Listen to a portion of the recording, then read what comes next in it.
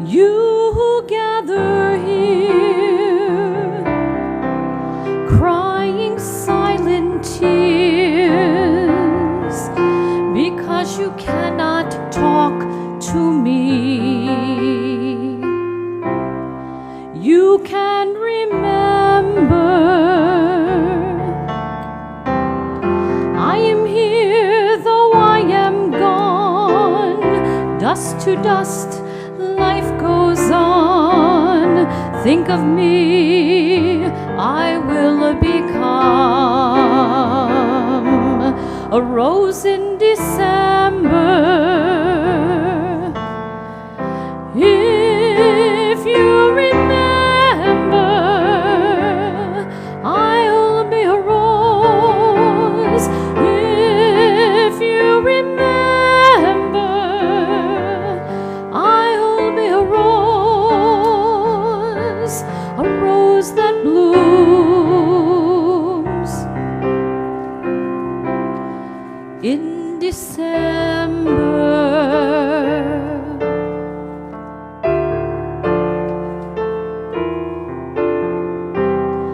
In your thoughts and in your sight, I am eternal light. Hold the torch against the night, and you will remember. In the flame are many sparks, touching lives beyond the dark.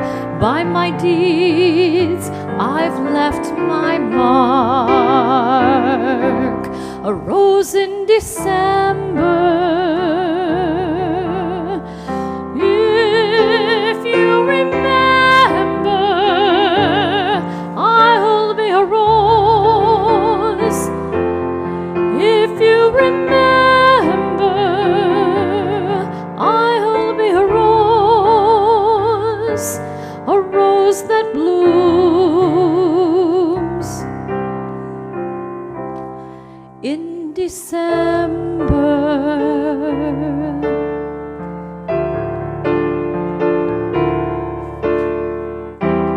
So say the words that must be said, prayer for beloved dead, and as our precious tears are shed, we shall remember. Death and loss are what we pay for finding love along the way, a gift forever, sweet bouquet, a rose in December. If you remember, I'll be a rose. If you remember, I'll be a rose. If you remember, I'll be a rose that blooms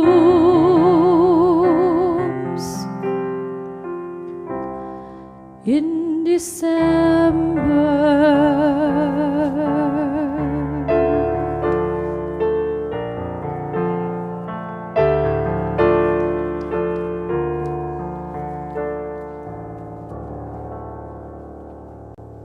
Shabbat Shalom and Shana Tova. Natalie, Joshua, and Naomi join me in wishing you a year filled with good health, renewed perspective, and friends and family who lovingly both push and pull you through life. Yizkor is comforting like an old film strip in a classroom projector. The images are pushed and pulled, frame by frame, through our minds, our bodies, and our souls. I know this projector well. I was the audiovisual assistant in 6th grade. Beep. You remember the sound. The frame is advanced.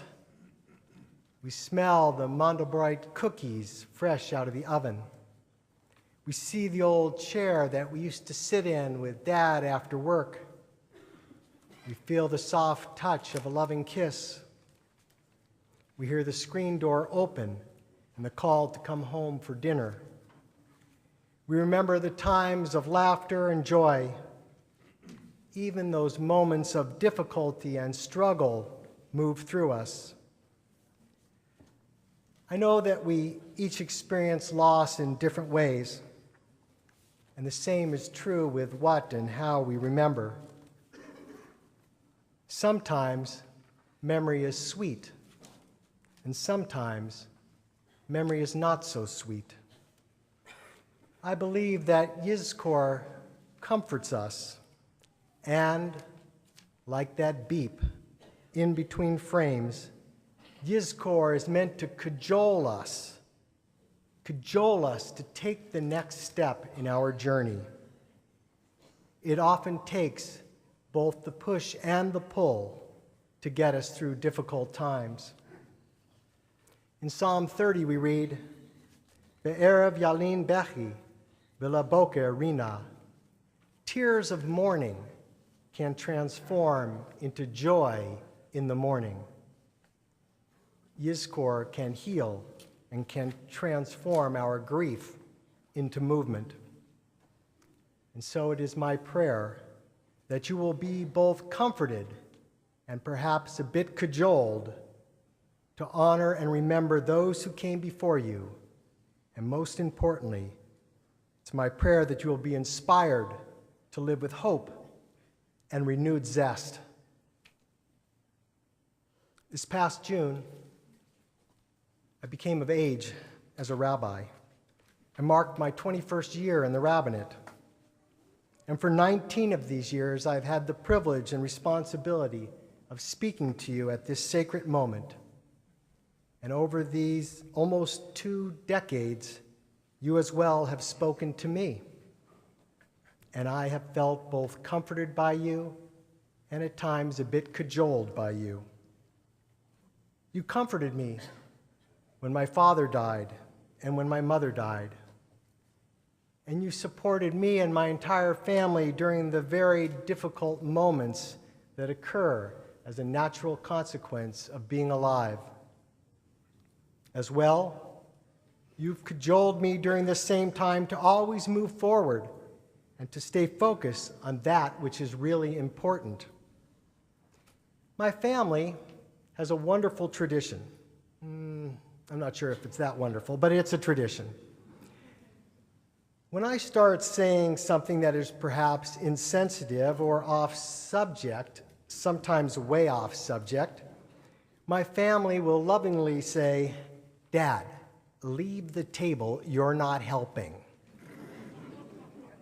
My family helps me to become a better person, and you, my congregational family, coax me to become a better rabbi. And I know there have been times when members of the staff, members of the board, members of the congregation have felt like saying, "Rabbi, leave the bima, leave the room, leave the congregation, you're not helping." I feel grateful for the trust you've placed in me as your rabbi. And I feel grateful that you feel comfortable enough with me to both push and pull me to be the best I can.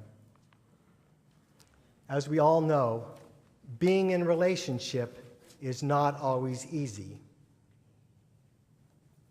And I understand that no matter how gentle you are, or I am, there is an aspect of Yizkor and relationship that is incredibly unsettling and difficult, and yet can be so important and potentially healing and helpful. A few moments ago, we heard the powerful words of the 23rd Psalm. Tradition tells us that this psalm was composed by King David at one of the most perilous junctures of his life. The psalmist paints an idyllic picture of God as the shepherd who takes care of all of our needs. We get green pastures, calm, sweet waters. Our spirits get refreshed. We get led on the proper path. And when we walk through those perilous places and times, King David tells us that we need not fear. Yea, even though I walk through the valley of the shadow of death, I will fear no evil. Why? The psalm continues, because shiftecha mishantecha hema yanachamuni, because God's rod and staff comfort us. Rabbi David Kimhi, who lived almost 900 years ago, teaches an important lesson about this rod and staff. He says that they are the same. It's all a matter of how they're used. He goes on to tell us that the rod was a straight stick that would be used as a prodding stick and a defending club. When a reluctant sheep was too busy or too slow or wandering, the shepherd would poke the sheep and say, "Let's go, move it along." And when wild beasts would attack the sheep, the shepherd would use the rod as a club and ward off these predators. And this same carefully crafted piece of wood was a staff, straight on one end, but curved carefully with a wooden hook on the other end. And the shepherd would use that hook to pull the sheep along or to bring closer to the flock the shy and the timid. Shiftecha mishantecha hema yanachamuni, God's rod and staff. They push and pull us. They comfort us.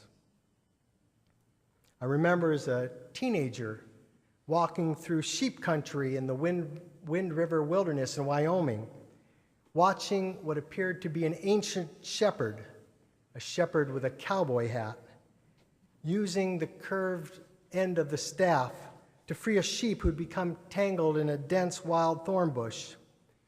And then, like a band major, he flipped that staff over like a baton and used the straight end to point the way for the formerly entangled sheep.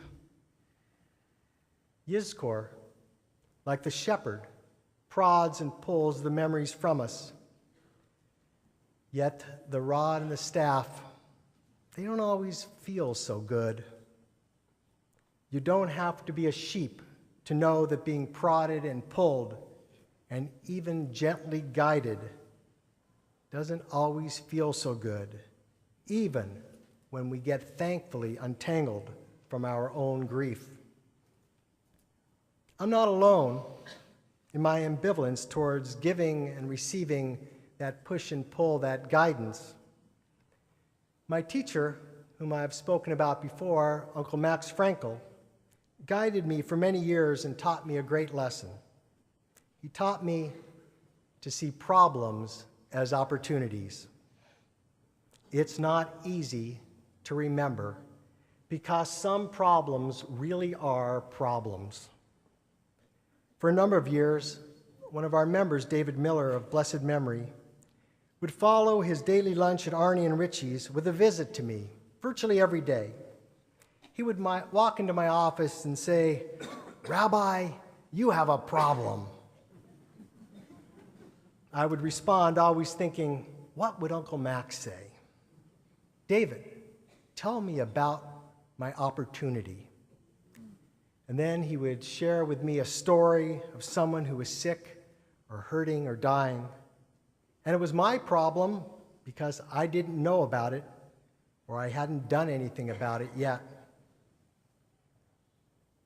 One of the changes, as many of you know, that occurred with the implementation of the HIPAA health privacy laws is that clergy no longer get called by doctors or hospitals. And even though family members are not under HIPAA laws, family members don't call us anymore either. Thus, we don't often know when you need your temple community until after that need is gone. And of course, sometimes I showed up at the hospital after you were discharged, or I called when I should have visited, or I texted when I should have called, or I didn't call at all, and for that, I'm sorry. So every day, about 2 p.m., I would hear those words, "Rabbi, you have a problem." And I would respond, "Tell me about my opportunity." And like a familiar dance, this went on for years until one day the emissary from Arnie and Richie's walked in with a big smile on his face, that cigar hanging out of his mouth, and he said, "Rabbi, have you got an opportunity?" It was at that point that I knew that I really did have a problem. And then I thought, what would my Uncle Max say? And my Uncle Max would have said the exact words that I said to David. Tell me about some of my insurmountable opportunities. Yizkor, feeling the sadness of death and wrestling with the experience of life, is an opportunity which at times feels insurmountable. This moment is filled with so many contradictions and varied feelings. The people in our lives who died, like us, were human beings. Some were angelic, and some were lower than the angels. Some practiced what they preached, and some neither practiced nor preached. And some we loved to be close to, and others we loved to avoid. Our varied feelings get layered with our history, our health, and yes, even our hormones. We experience life's journey as it is. There is no map or GPS for navigating the reality of our fragile and unscripted paths. Aviva Zornberg writes that loss doesn't come prepackaged with meaning. And I would add that meaning doesn't come prepackaged at all. In spite of the many best-selling books and not-to-be-missed seminars and wise, well-intentioned people, including us rabbis and healers, the path toward healing after loss is paved with our own individualized maze of uncertainty and unanticipated obstacles. And we can see this maze as problem, or we can see our life path as an evolving opportunity. Indeed, it is a matter of perspective. Sometimes we need shiftecha, the comforting rod, to gently push us. And sometimes we need mishantecha, the cajoling staff, to pull us and shove us out of that place that we're in. Shiftecha mishantecha hema yanachmuni, both are tools for helping us to reframe, refocus, and reimagine. Our tradition is replete with the reminder that while we do not control what happens to us or those we love, we do choose how we respond and how we make meaning out of life. Problem or opportunity, it is a choice. Sometimes we see that choice more clearly than other times. A few years ago, on an airplane, as I quietly read my book, the woman next to me said, "How can you see in here? It's so dark." Like the shepherd, without even needing to retrieve the rod and staff in the overhead compartment, I pointed the way to her. I said, "Perhaps if you remove your sunglasses, it wouldn't be quite so dark." We laughed together, and I am not alone in admitting that I have walked around the house looking for my glasses, only for one of my kids to point out to me they're right on my face.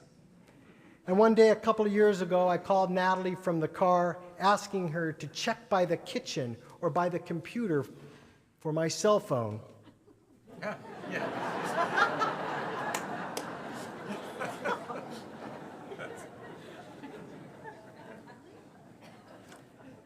The woman next to me laughed as she took off her sunglasses in much the same way that I laughed when I looked at the missing cell phone which was in my hand.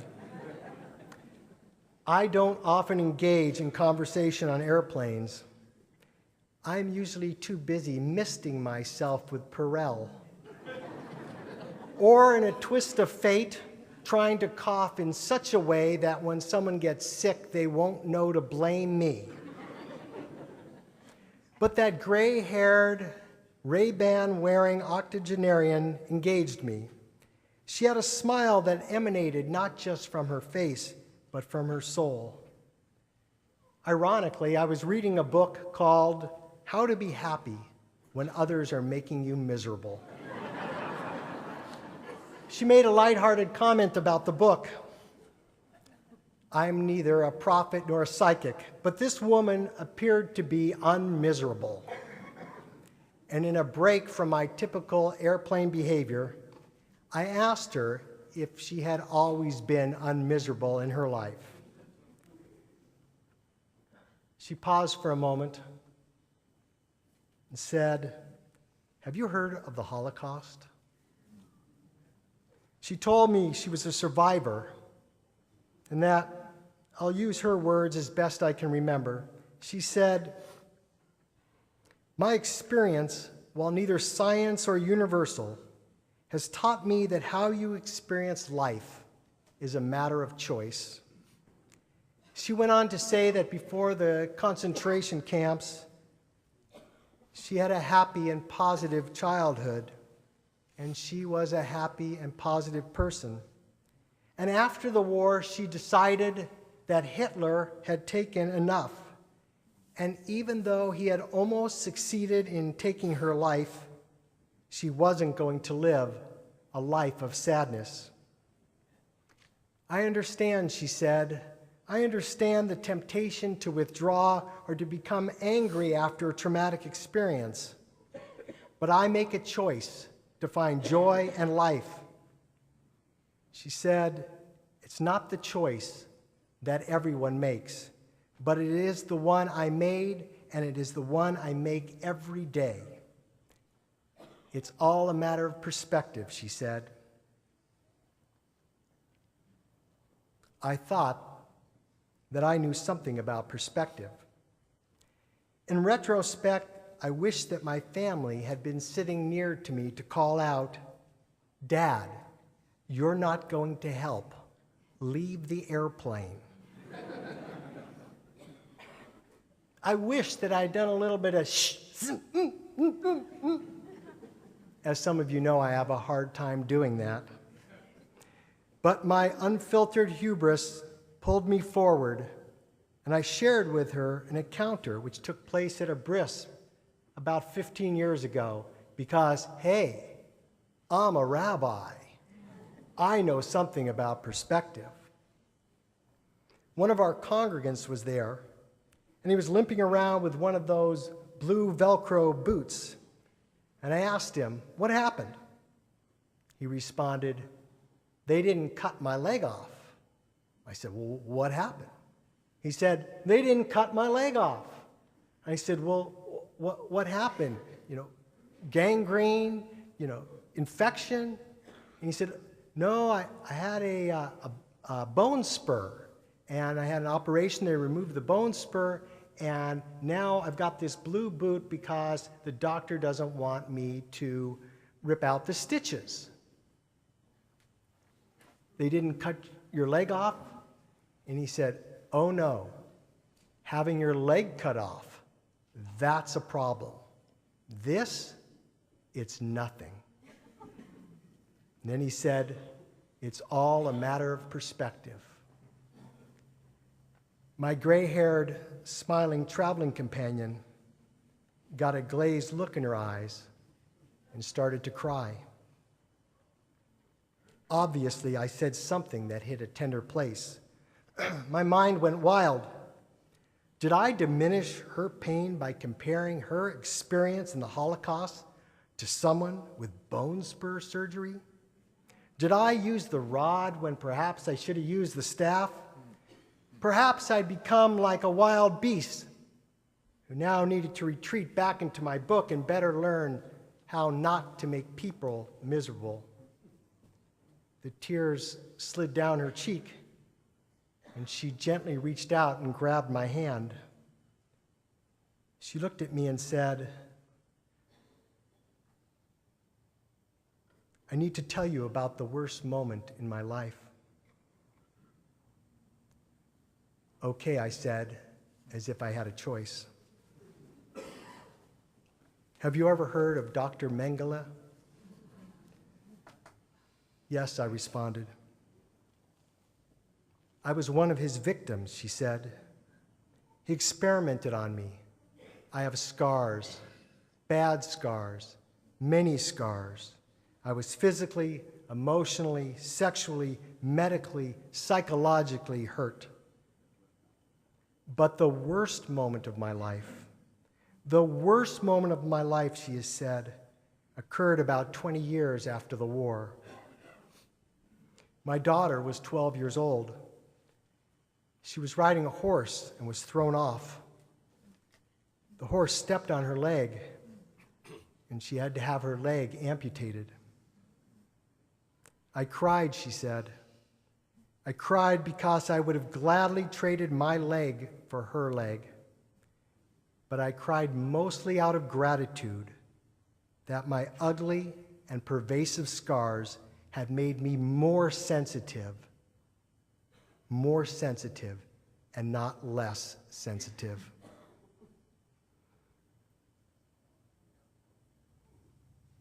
I too cried. I understood. I have my own scars, my own sadness.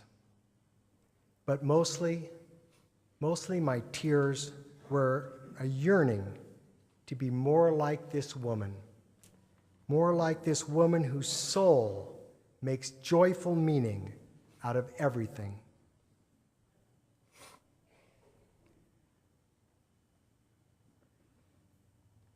We sat silently for a long time.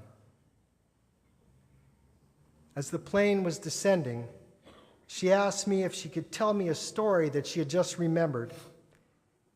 She told me that it was one of the stories her father used to say many years ago at bedtime before they would recite Shema together.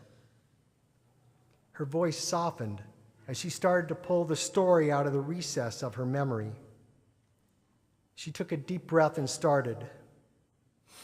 An old teacher often spoke to his students about his big and beautiful garden.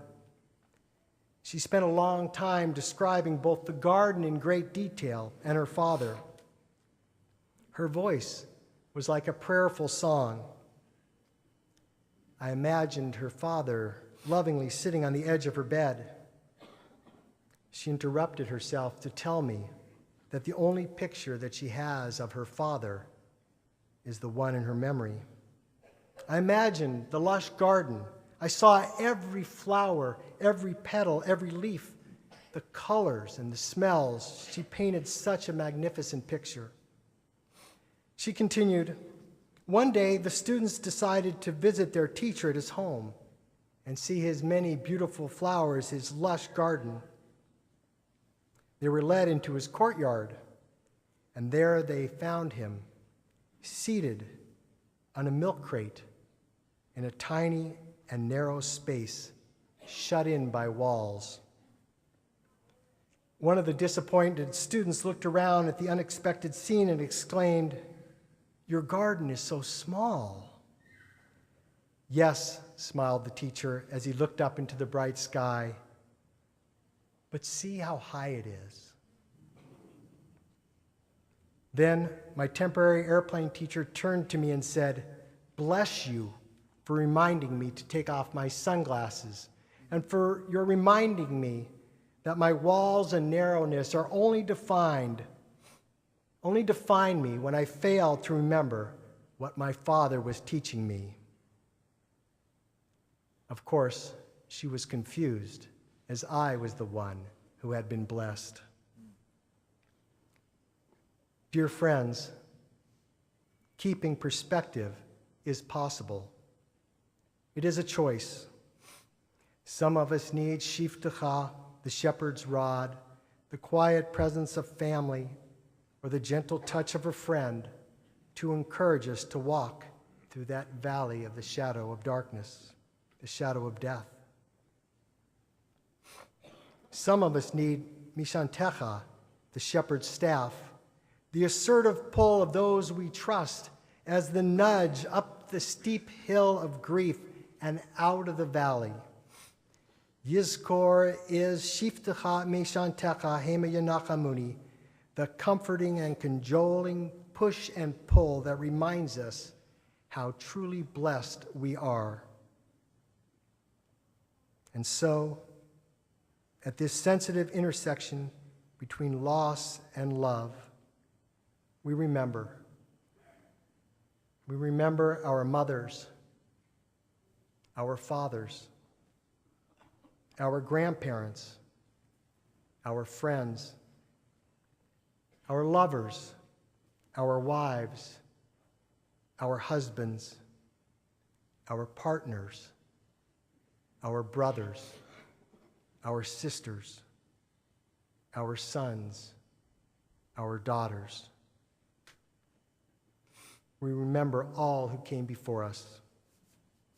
Let us hold these memories close to us, honoring them, never denying the sadness, and let us be inspired to see, appreciate, and share the beautiful and abundant gifts of life, our blessings. In this year to come, may you have loving family and friends who both comfort and cajole you and push and pull you. May all of your problems, not some of them, may all of your problems be seen as opportunities. May you choose and find healing and hope. And may you, like my friend on the airplane, may you make joyful meaning out of all of your memories. And let us say together, Amen.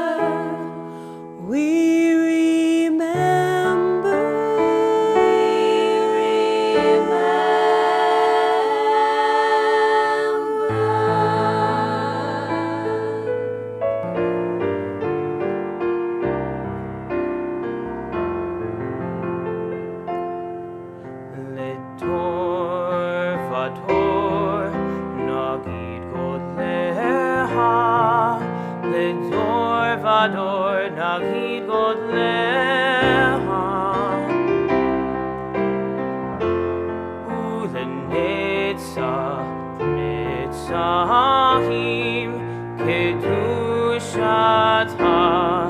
נקדיש לדור ודור נגיד גודלך לדור ודור נגיד גודלך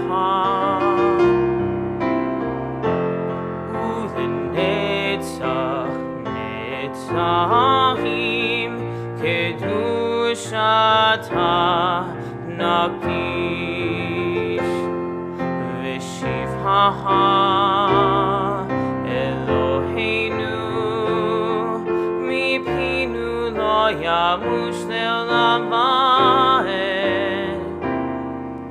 ושבחה אלוהינו מפינו לא ימוש לעולם ועד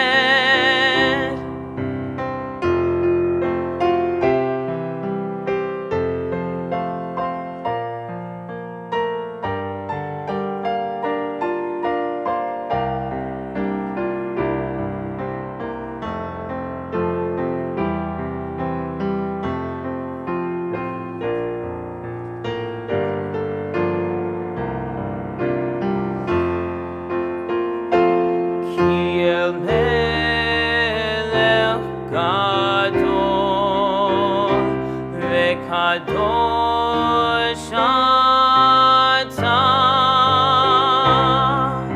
לדור ודור נגיד גודלך לדור ודור נגיד גודלך